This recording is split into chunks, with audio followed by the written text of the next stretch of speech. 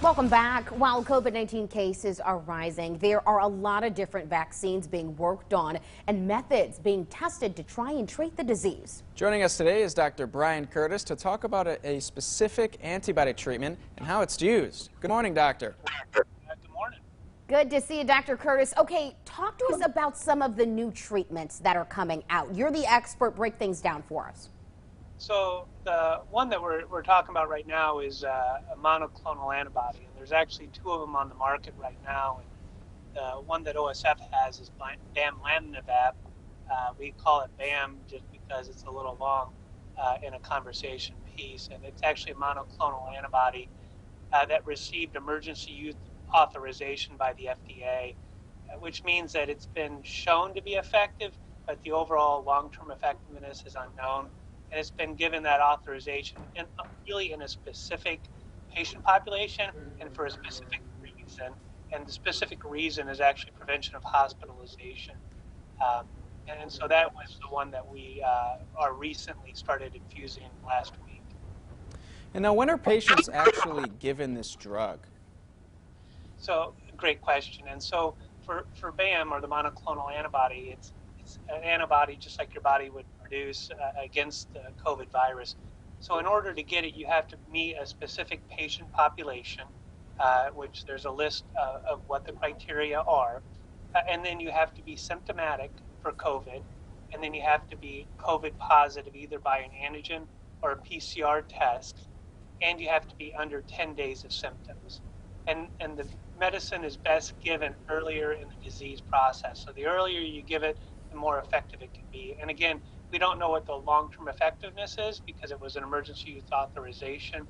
But those are the big categories, is being symptomatic and actually having a positive test and then having a condition that meets the criteria. So if I had COVID, I would not be the person that would receive it because it's not for use for the general population that have COVID.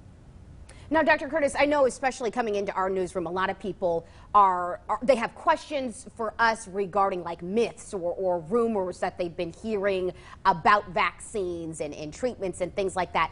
Are there any in particular that you can dispel for us so that people can, have particular facts coming straight from the sources and medical experts to clear up any, concerns or anything like that?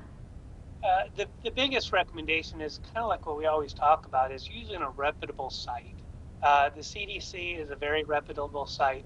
So if you have information in regards to any kind of treatment, in regards to the vaccines that they're discussing about right now, very reputable site, has some very great information, easy to navigate, actually at varying levels to be able to be digestible to multiple people.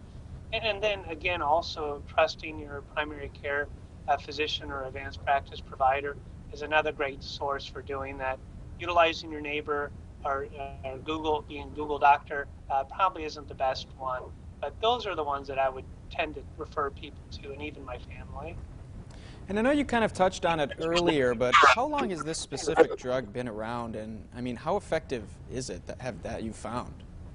So the bamlanivimab just recently was authorized. So it hasn't been around, and again, it was an emergency use authorization, and it was specifically targeted to prevent hospital admissions. And so this is an ambulatory infusion for patients that are not inpatients. And so if you're admitted to the hospital, if you're on oxygen because of COVID, this is not the medicine for you. So it's for mild to moderate disease.